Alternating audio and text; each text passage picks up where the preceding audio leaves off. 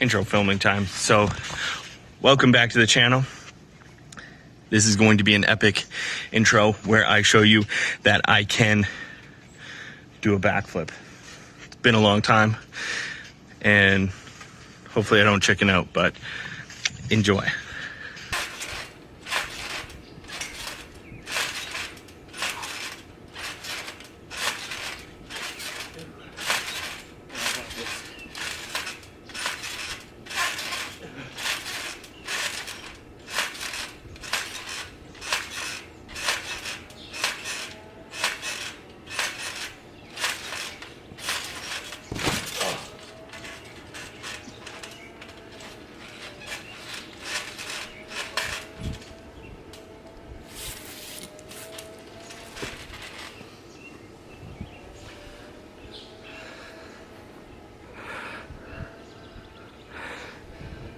It's a lot scarier than I remember it.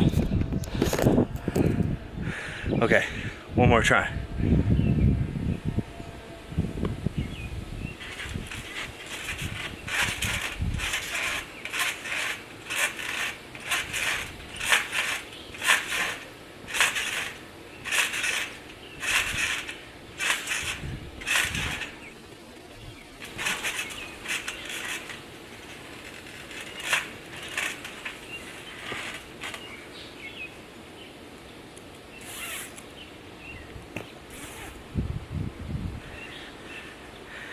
Nailed it.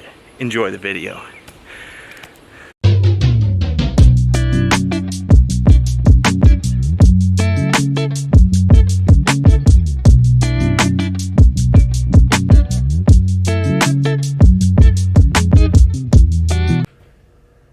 What is going on, YouTube? Welcome back to another amazing episode of my weight loss transformation journey.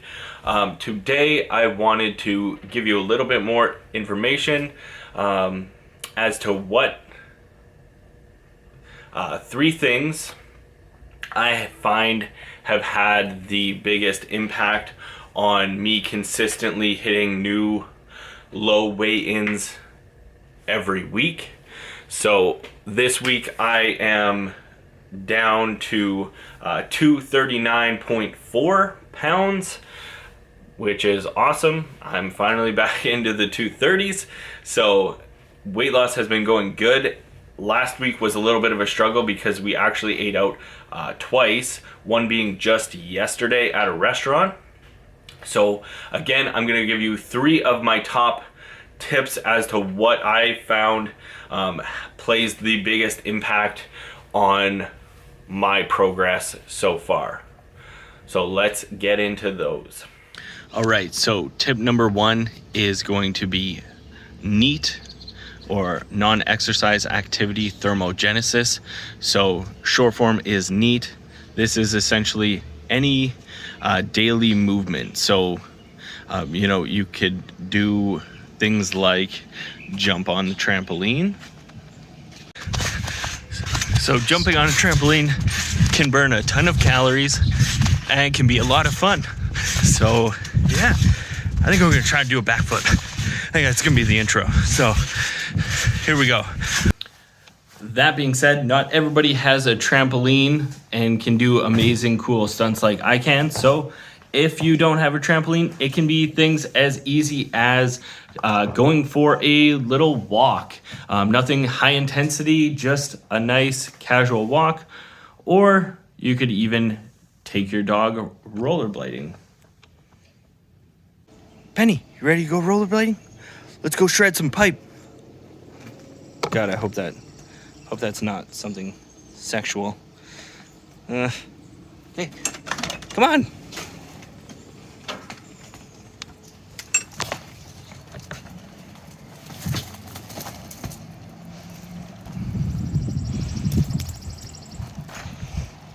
I really hope I don't fall.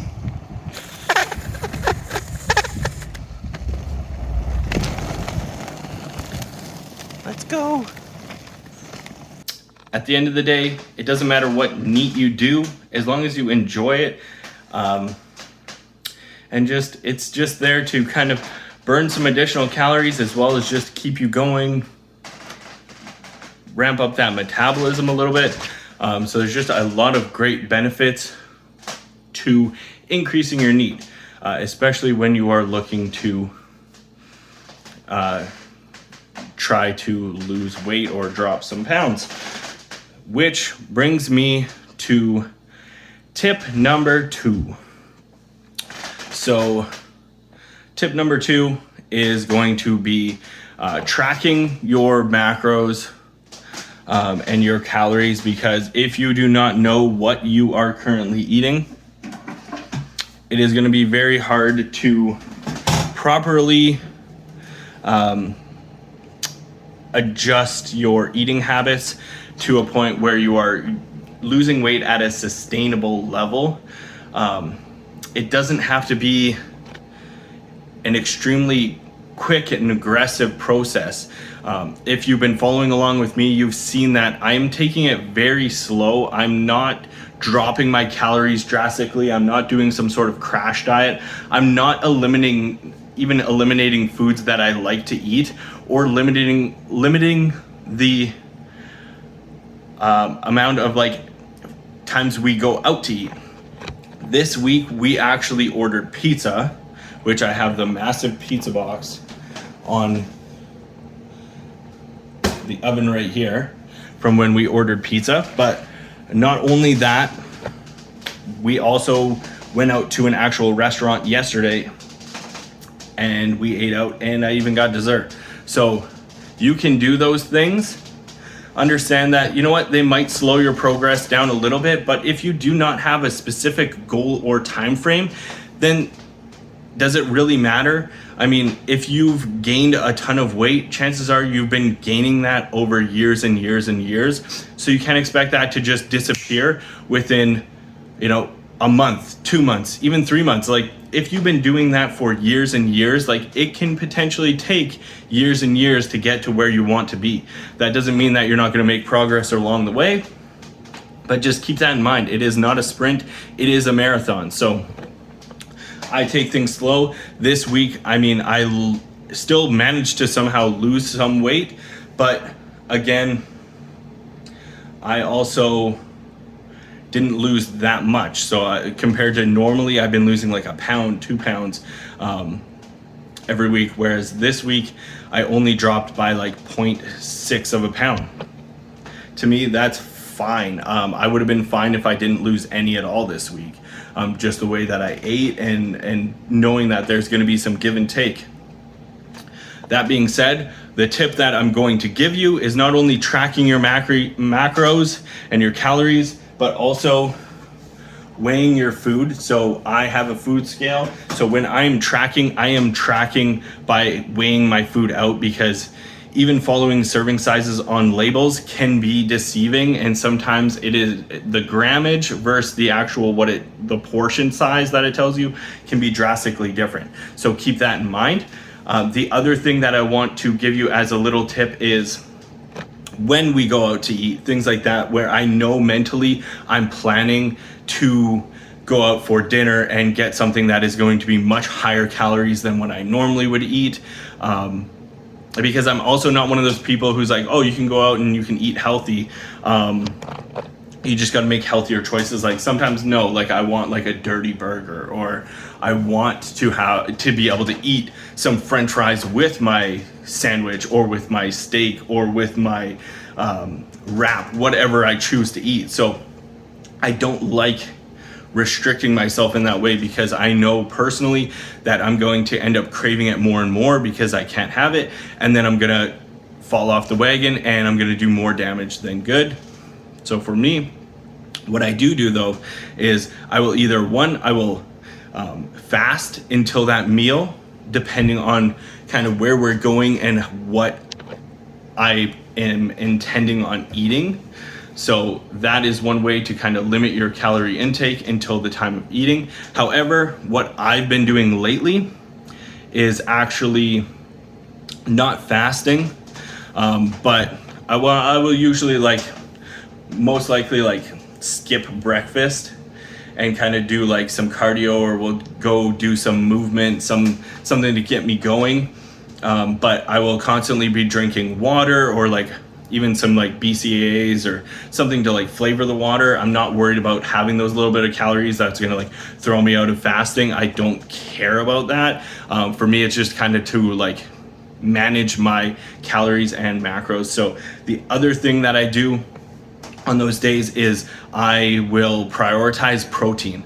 So if I do go out and we exercise or whatever, I might come home and I might make a smoothie, which is just going to be essentially like a scoop of protein and maybe some berries, something like that, where it's still very low calories, but it's very high protein, because I know that when it comes to dinner, chances are it's gonna be a lot higher fat and potentially carbohydrates and lower on the protein scale, depending on what I'm getting, obviously, but most of the time that seems to be how it goes. So I will prioritize my protein and have like a shake there, and then usually I will work out if it's like my day off and I'm not, at work. I will, which it happens to, usually we tend to go out on the weekends. So when that happens, I will usually work out midday.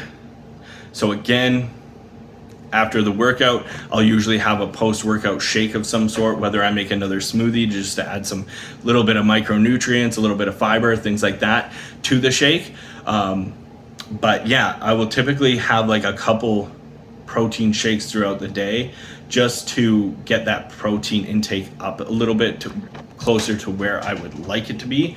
And then that way I'm not really like stressing about not hitting that goal. And as well, like protein keeps me pretty satiated throughout the day, so I'm not like craving a ton leading up to it. Like I said, water intake on that day is going to be massively important, but that is tip number 2. So if you are looking to lose weight, I highly recommend that you track your food intake. Even before you start cutting any calories, track your food for at least, a week to 2 weeks. I would say at least 2 weeks, just because you don't know like what fluctuations may occur. So 2 weeks will at least give you a little bit better timeline and visualization as to what you actually are, what your eating patterns actually look like. Before cutting any calories, get a food scale. They are pretty cheap. You can get them anywhere. You can get them on Amazon. So easy way to just kind of keep track of that. Don't always just go based off of the portions on the packaging, because sometimes a tablespoon of peanut butter, you might think it's a tablespoon, and all of a sudden, like, if you weigh it out, you'll realize like a serving is actually closer to a teaspoon than it is a tablespoon. So keep those things in mind. If you are planning on, going out to eat, you can do what I do. You don't have to. You know what? Sometimes you just got to enjoy the day. You don't always have to be so calculated, because like I said, it's going to be a long process. So you want to make it as enjoyable as possible. Don't feel like you need to just restrict. Make it enjoyable. This is what works for me. So I just want to share my experience with you. I've been doing this for a long time. I have a lot of background in this area. So again, I just want to share some knowledge, and I will see you later for tip number 3. Okay, we are back in my garage, aka my home gym, but tip number 3 is going to be finding a workout routine or resistance training routine that works for you. So it doesn't have to be this perfect, amazing, expensive routine. You don't have to go out and hire a personal trainer. It's not that hard. There are so many free resources out there. So chances are, if you're watching this, you have a social media account. Maybe there are some social media influencers, or even just people that you follow on social media that share their workout routines or have free routines available to you that you've been thinking about starting. I recommend you just pick one and start it, and just try to be as consistent as possible. While resistance training, people tend to focus, when they're looking at weight loss, they tend to just jump straight to cardio and just hammer cardio, because yes, it does burn a lot of calories when you're doing it.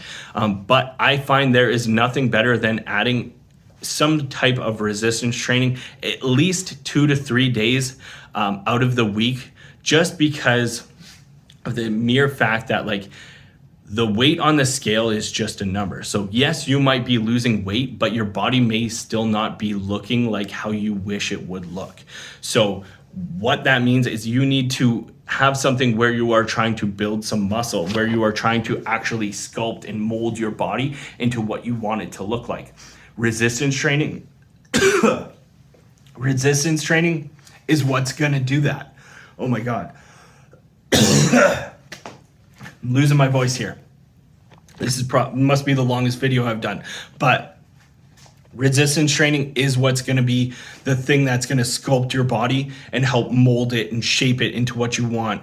Now, that being said, if you're an experienced lifter and you're trying to lose weight, it's going to be hard to gain muscle while you're in a catabolic state. Catabolic being you are in a deficit. Your body literally is lacking the material it needs to build muscle. So losing weight and building muscle is a hard line to follow. You can do it if you're doing it nice and gradually. You can kind of like maintain, so you can maintain the muscle mass that you currently have, while still, losing a little bit of body fat along the way.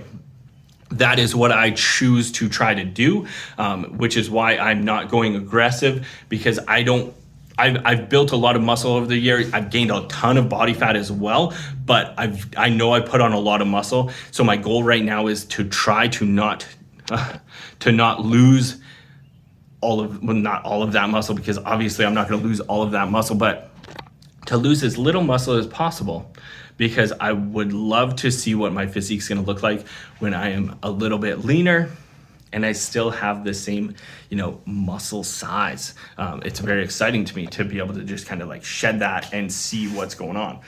But yeah, so just pick a routine, follow it.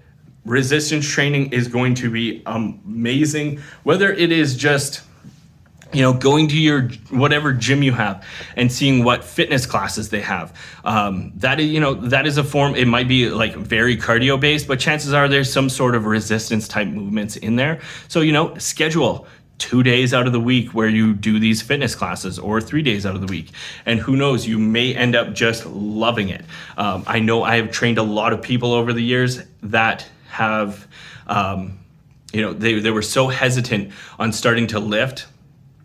And then we got them actually lifting. And once they saw what they were capable of, they really started to love it. So that is what I'm hoping I can help you find by just sharing my experience. Find a routine, stick to it. I don't recommend program hopping, but at the beginning, you might have to hop through a few. You might think like, oh, you know what? I really like what this person's doing. I like their physique. Maybe I want to give that program a shot. But just because they look a certain way doesn't mean that the program is for you. Sometimes they're too intense. Sometimes the movements just are too advanced for what you're looking for at your level right now. So you might have to hop through a couple programs, but again, try to look for something within your experience level.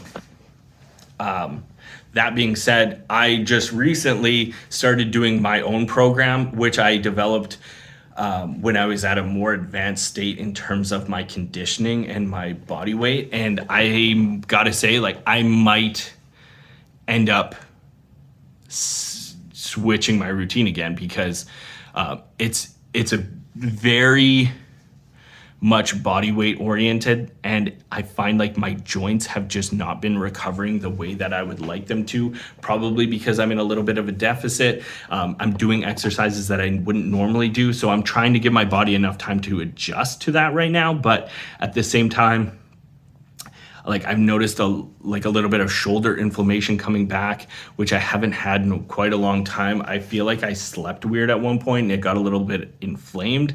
And now it's just my routine is a lot of push-ups. It's a lot of pull-ups. So doing those things, those high repetitions, has been kind of wearing it down a little bit more and more. So I may end up reevaluating and having to switch my routine. It's just part of the process. as much as I would like to just, grind it out, sometimes that is not the way to do things, in my personal opinion. So I hope you liked this video. It is a lot longer than my normal videos, but I just wanted to try to share some my information that I have, and I thought this would be a cool starting point. So look forward to some more informational videos coming your way. But until next time, peace.